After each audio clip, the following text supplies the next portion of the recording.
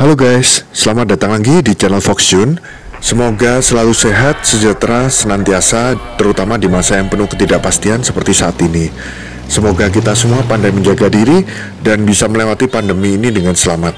Kali ini, aku akan menceritakan alur cerita film berjudul Blue Ruin dari tahun 2013 yang disutradarai oleh Jeremy Saulnier, yang juga menyutradarai film Green Room yang pernah aku bahas sebelumnya. Bercerita tentang permusuhan dua keluarga akibat kesalahan orang tua mereka yang berubah menjadi dendam kesumat di antara anak-anaknya. Oke guys, selamat menonton, gaspol kuy. Film dibuka dengan seorang gembel bugil bernama Dwight yang kabur dari rumah orang setelah numpang mandi di sana. Dia juga nyolong baju dari jemuran orang saking gak modalnya. Namun, si Dwight ini ternyata punya mobil butut warna biru yang dia jadikan rumah dadakan. Sehari-harinya Dwight mencari makan dari sampah makanan yang dibuang orang ke tong sampah. Sungguh miris. Suatu pagi, Dwight dikejutkan dengan kedatangan seorang polwan yang mengabarinya tentang berita pelepasan seorang napi yang sepertinya memang dinantikan Dwight. Maka dia langsung memasang aki mobil, mengisi bensin, serta membeli peta menuju negara bagian Virginia yang berjarak sekitar 300 km dari negara bagian Delaware, tempat Dwight kini berada. Tampak di koran, berita tentang pembebasan seorang napi, pelaku pembunuhan ganda pada tahun 1993, yang tampaknya orang yang akan didatangi Dwight. Selanjutnya Dwight akan membeli senjata api. Namun karena budgetnya pas-pasan, akhirnya dia mencuri dari truk orang yang diparkir di luar bar di malam harinya. Hanya untuk mendapati kenyataan pistol itu dikunci dengan gembok khusus yang setelah berusaha dibuka paksa malah ambiar. Jadinya song deh. Hingga tibalah Dwight di Virginia, di mana dia langsung ke penjara tempat si napi dibebaskan hari itu.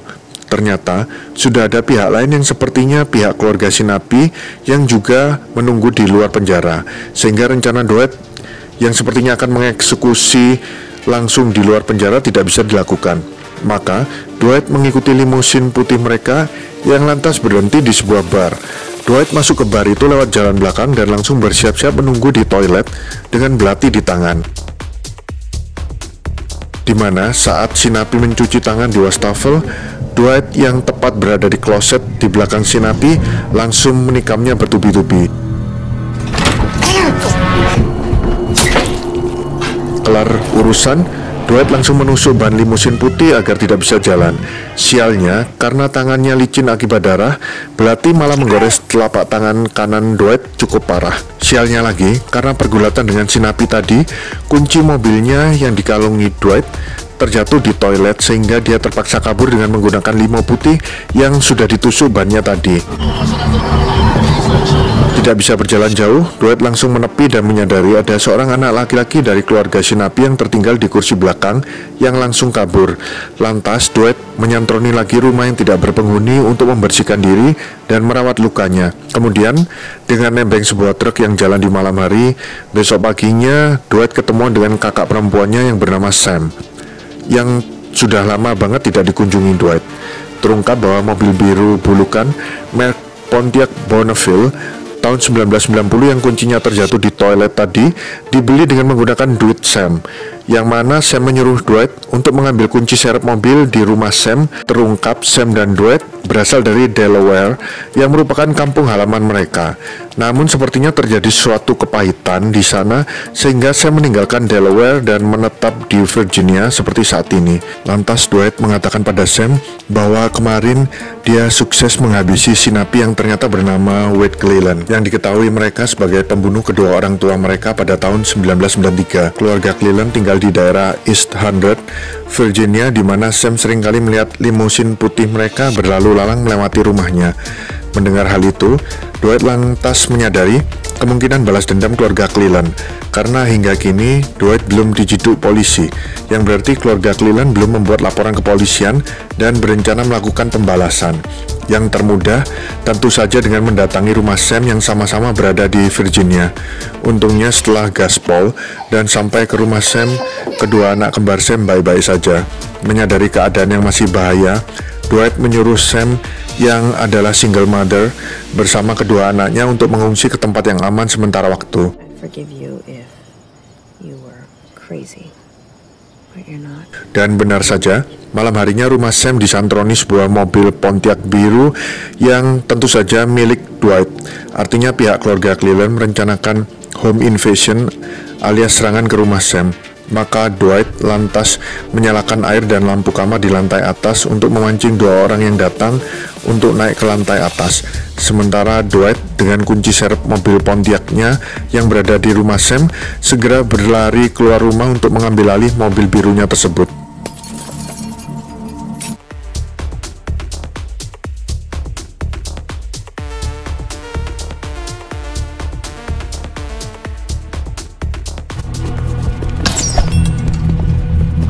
Bonusnya, Dwight berhasil menabrak hingga pingsan salah satu penyerang dan lantas membawanya. Namun sialnya, kaki kanannya terkena panah orang satunya lagi yang bertudung. Esok paginya, usai mengamankan semua barang pria yang ditabraknya, Dwight mengunci pria itu di bagasi dan mengeluarkan busur panah yang bersarang pada paha kanannya agar tidak timbul pertanyaan dari pihak rumah sakit saat Dwight kesana untuk menjahit lukanya. Dan seperti biasa, karena tidak punya uang usai lukanya dijahit dengan baik, si gembel bermobil ini langsung main kabur aja dari rumah sakit tanpa bayar tentunya, alias operasi gratis. Kembali ke mobilnya, dia mendapati bahwa pria di bagasi itu sudah siuman dan berteriak kalap minta dibebaskan. Namun karena belum punya pistol, Dwight belum berani membukanya. Lantas, Dwight kembali lagi ke rumah Sam untuk membereskan segala kekacauan sisa semalam sebelum meninggalkan rumah Sam. Lantas Dwight mengunjungi karibnya di negara bagian Kentucky yang bernama Ben Gaffney, di mana Dwight berencana membeli atau meminjam senjata api pada Ben yang adalah pedagang senjata level lokalan. Setelah mendapat senjata laras pendek dan lahan sepi yang sepertinya tempat latihan menembak milik Ben, lantas Dwight segera membuka bagasi belakang sedannya dan langsung menodong pria yang bernama Teddy Cleland itu, yang merupakan kakak laki-laki dari Wade Cleland, si napi. Terungkap, Wade bukanlah pembunuh kedua orang tua Dwight. Pelaku sebenarnya adalah ayah dari Wade dan Teddy yang ternyata memergoki perselingkuhan antara istrinya dan ayah Dwight. Wade Senior yang murka jadi gelap mata dan langsung menghabisi ayah Dwight dan juga ibu Dwight yang apesnya saat itu berada satu mobil.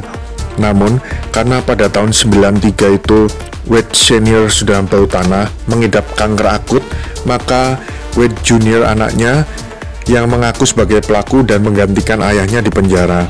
Namun bukan berarti Wade Junior yang sudah dihabisi Dwight itu orang baik, karena dia juga pernah menghabisi dua pria kulit hitam dan belum ketahuan polisi. Lantas Dwight menyuruh Teddy menghubungi saudara lainnya untuk menyampaikan tawaran Dwight bahwa Dwight akan menyerahkan diri ke polisi dan meminta keluarga Cleland tidak memburu Sam. Momen itu malah digunakan Teddy untuk berbalik menyerang dan mengambil alih senapan Dwight. Di saat Dwight pasrah menunggu ajalnya, tiba-tiba There's nobody home, stupid fuck! You don't die like your whore father did. Shot in the fucking face.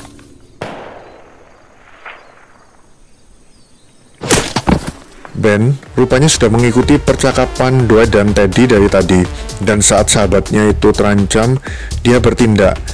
Ben lantas menasihati Dwight agar selalu fokus agar kejadian yang hampir merenggut nyawa Dwight tidak terjadi lagi. Ben juga membekali makanan dan minuman pada Dwight sebagai bekal di perjalanan. Sebagai balasan, Dwight memberikan buku kenangannya pada Ben yang kebetulan milik Ben sudah hilang. Namun Dwight juga tidak ingin membahayakan karibnya itu dalam dendam pribadinya, di mana Dwight yang tahu pasti Ben yang setia kawan pasti khawatir dengan keselamatannya, maka Dwight duluan melucuti aki truk Ben agar Ben tidak bisa mengikutinya. Sebuah persahabatan yang tulus dan saling menjaga.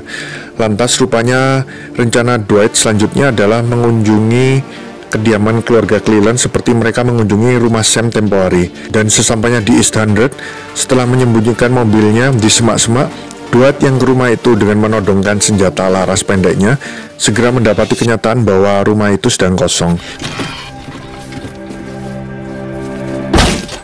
Dwight gerak cepat dengan melucuti semua senjata di rumah Cleland dan ternyata ditemukan banyak sekali senjata api yang tersimpan di sana. Kebanyakan senjata laras panjang yang biasa digunakan untuk berburu. Jadi sesuai perkataan Teddy bahwa keluarga Cleland memang hobi berburu, membuat mereka lebih berbahaya lagi dan tidak mungkin dihadapi dengan tembak-tembakan langsung. Dwight lantas menemukan mesin penjawab telepon otomatis rumah itu dan memutar isi pesan yang tersimpan di dalamnya, di mana terdengar percakapan antara Dwight dan Teddy kemarin. Menyadari itu, dengan menggunakan HP Teddy, lantas Dwight merekam sebuah pesan di mesin itu.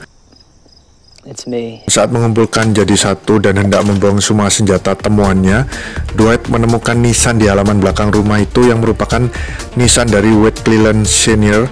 atau ayah Teddy dan Wade Jr., di mana dia lantas mengencingi nisan itu karena tidak bisa menghabisi pembunuh kedua orang tuanya yang sebenarnya. Di malam kedua di rumah itu, setelah sempat menguburkan jasad Teddy paginya, Dwight yang sudah bersiap-siap lantas mendengar suara mesin dan melihat kilatan lampu mobil yang mendekati rumah itu. Dwight langsung menelpon telepon rumah yang langsung membuat orang-orang yang turun dari mobil di luar rumah segera bergegas masuk. Dan saat akan diangkat cowok yang kapan hari bersama Teddy melakukan home invasion ke rumah Sam, Dwight segera memutus panggilannya dari balik dinding di belakang mereka, ingin mengetahui reaksi jujur mereka terhadap permintaan yang direkamnya, yaitu agar keluarga Cleland yang tersisa bisa legowo dan menerima kematian Wade dan Teddy, yang artinya impas dengan kematian kedua orang tua Dwight, dan juga tidak memburu Sam dan anak-anaknya.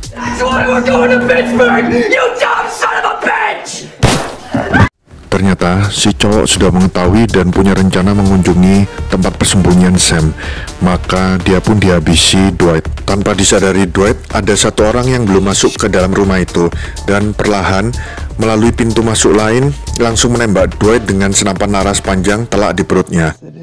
Dwight yang lebih berpengalaman bisa menggagalkan tembakan keduanya dan berbalik menodong si penembak yang ternyata adalah anak yang berada di limo putih tempo hari. Anehnya, Dwight tidak terlihat marah dan malah melepaskan anak itu, bahkan memberitahu letak mobilnya di parkir agar bisa dipakai si anak. Terungkap, si anak adalah buah affair dari ayah Dwight dan ibu Teddy, yang berarti si anak adalah saudara tiri Dwight. Karenanya Dwight justru merasa kasihan. Selanjutnya, tanpa dua kakak perempuan si anak tidak berniat melakukan perdamaian dengan Dwight, sehingga terjadilah baku tembak seru. Si anak yang lantas mendengar rentetan tembakan dari dalam rumahnya lantas membuang senjatanya dan terus berjalan, mungkin menuju mobil Dwight. Sedangkan Dwight tampak sekarat meregang nyawa dan film pun usai.